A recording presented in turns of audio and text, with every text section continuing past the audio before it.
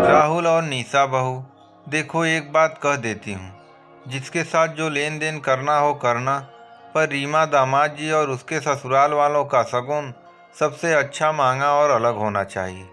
आखिर बिन दहेज ब्याही गई है रीमा। उर्मिला जी ने बेटे बहू को सुनाया। माँ घर की बेटी और उसके ससुराल वाले हैं, तो निश्चित तौर पर हम उनके लिए सब कुछ अलग और अच्छा तो लेंगे ही। पर इस बार मैंने और निशा ने सोचा है कि दीदी और रीमा का शगुन एक जैसा ही होना चाहिए।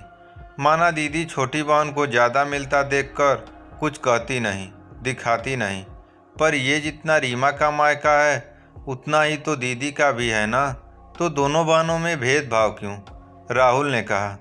अरे रीना को हमने पहले ही लम्बा चौड़ा दहेज और सारा सामान दिया था, फिर उसकी शादी को भी 6 साल हो गए, जबकि रीमा का दूसरा साल लगा है। उसके ससुराल वालों ने भी बिना 1 रुपए लिए शादी की है, तो उसका हक तो ज़्यादा बनता है ना। रीना ये बात समझती है, इसलिए कुछ नहीं कहती। उर्मिला जी बोल पड़ी, नहीं मम्मी जी, शादी पैसे देकर हुई हो या ना हुई हो, मायका तो मायका ही होता है ना। और ऐसा कर हम दोनों बहनों में दुराव का बीज बो रहे हैं। हमारा मन तो नहीं मानता 2 तरह का शगुन करने का। फिर भी आप जिद करेंगी तो हम दोनों को पैसे का लिफाफा ही पकड़ा देंगे। इससे उनको, हमें और देखने वाले सारे रिश्तेदार किसी को भी बुरा नहीं लगेगा। निशा ने सोचते हुए कहा। लो ये क्या बात हुई, लिफाफे पकड़ा देंगे? पैसे उनके पास नहीं हैं क्या? मायके से मिले तोहफे बहुत अनमोल होते हैं। बहुत सारे रिश्तेदारों को तुम कपड़े और तोहफे दोगी और उन दोनों को लिफाफे, तो क्या ये अच्छा लगेगा? तो तुम भी जो करने को कह रही हो माँ, वो भी अच्छा नहीं है। देखो दोनों बहनों को तो अलग अलग समय पर वापस जाएंगी, ना तो सब व्यवस्था हो जाएगी। तुम दोनों वही करो जो मैं कह रही हूँ, मुझे कुछ नहीं सुनना। तुम लोगों से ज़्यादा मैंने दुनिया भी देखी है और अनुभवी भी हूँ। कहकर उर्मिला जी कमरे से निकल गई। राहुल और निशा के बेटे का पहला बर्थडे था और वो एक बड़ा फंक्शन कर रहे थे। अब दिक्कत ये थी कि दोनों बहनें रीना और रीमा में खुद उनकी माँ ही भेदभाव करने को कह रही थी और कारण बताती कि छोटी बहन रीमा की शादी बिना दहेज के हुई है और उसका ज़्यादा मिलने का हक बनता है, जबकि निशा और राहुल को लगता कि बड़ी बहन रीना को बुरा लगता होगा और वो माँ को गलत ना समझ यही सोचते होंगे कि भैया भाभी दोनों बहनों में अंतर करते हैं। पर उर्मिला जी अपना ही राग अलापने में लगी थी। ये सच था कि रीमा की खूबसूरती और लंबाई देखकर सामने से उसके लिए रिश्ता आया था। जाहिर था समृद्ध परिवार था, लेन देन की मांग न थी, पर जहाँ मांग ना हो वहाँ अच्छा करने की जिम्मेदारी बढ़ जाती है। तो खूब धूमधाम से शादी की गई, हर तमन्ना पूरी की गई। वहीं 6 साल पहले हुई रीना की शादी में काफ़ी दान दहेज देना पड़ा था। उस समय राहुल और उसके परिवार की माली स्थिति खराब हो गई थी, तो कहीं न कहीं उर्मिला जी अपनी ही जन्मी हुई दोनों बेटियां होते हुए भी, बड़ी बेटी का कोई कसूर ना होते हुए भी, छोटी बेटी और दामाद के प्रति ज़्यादा मेहरबान हो गई थी। राहुल और निशा को लगता कि ऐसा नहीं होना चाहिए। बेटे के जन्मदिन को लेकर भी दोनों इसी पेशोपेश में थे और उर्मिला जी ने भी फरमान जारी कर दिया था कि रीमा को सबसे अच्छा मिलना चाहिए, तो दोनों परेशान थे। खैर, जैसे जैसे जन्मदिन नज़दीक आ रहा था, उर्मिला जी परेशान हुए जा रही थी कि उनकी बेटियों के लिए तोहफे आए या नहीं।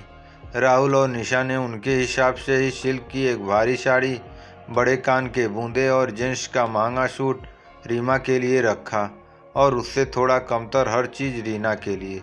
खैर, दोनों बहनें बर्थडे से 1 दिन पहले ही आ गई और दोनों एक ही गाड़ी से आई, क्योंकि वो आसपास के ही शहर में रहती थी। खुश उर्मिला जी दोनों बेटियों के साथ अपने कमरे में बातें कर रही थी कि राहुल और निशा 2 पैकेट लिए उनके कमरे में घुसे। दीदी और रीमा, इसमें आप दोनों और मेरे दोनों बहनोइयों के तोहफे हैं। तब तक निशा ने सब कुछ निकाल कर दोनों का पैकेट दोनों के आगे रख दिया। वाह भाभी, ये बूंदे तो बड़े प्यारे हैं और इस कलर की साड़ी भी नहीं मेरे पास। तो रीमा रीना वाला पैकेट देखते ही बोल पड़ी, पर रीमा, तेरे जीजू तो सांवले हैं, उन पर वही वाला सूट ज़्यादा जचेगा। रीना ने उसी सेट की ओर इशारा करते हुए कहा।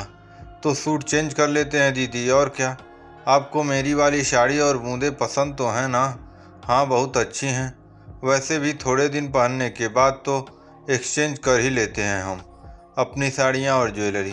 तो क्या फ़र्क पड़ता है, कोई साड़ी हो या कोई जेवर हो। अरे छोटी, याद आया, तूने यहाँ वाली साड़ी जो मुझे भिजवाई थी ना अपने जीजू से, वो मैं ड्राई वॉश करवाए बिना ही ले आई हूँ।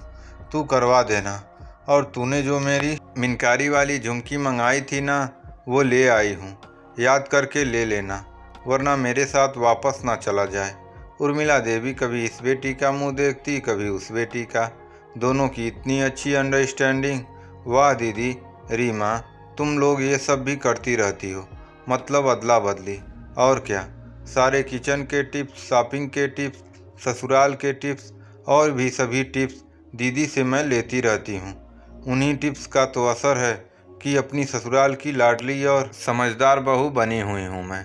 हमारे शहर भी तो आसपास हैं, कभी इनका कोई काम हो तो ये चले जाते हैं, कभी जीजू अपने काम से आते हैं तो रुक जाते हैं, और हम दोनों की अदला बदली हो जाती है, साड़ी, ज्वेलरी और सामानों की। रीमा चहकते हुए बोली। सुनकर मन खुश हो गया। काश मेरी भी कोई बहन होती। निशा ने चुहल की। हमारे ही ग्रुप में शामिल हो जाओ भाभी, हम भी फायदे में रहेंगे। राहुल और निशा खुश थे कि दोनों बहनों का आपसी सामंजस्य इतना अच्छा है, तो मायके और भाई भाभी के लेन देन से उनके रिश्ते पर कोई प्रभाव नहीं पड़ेगा।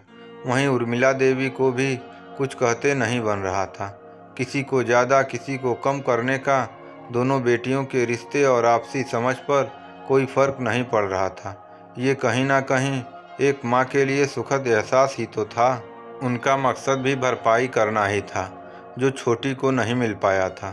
पर दोनों बहनों में इतना प्रेम देखकर उन्हें लग रहा था कि इस प्रेम के आगे तो हर दौलत बेकार है।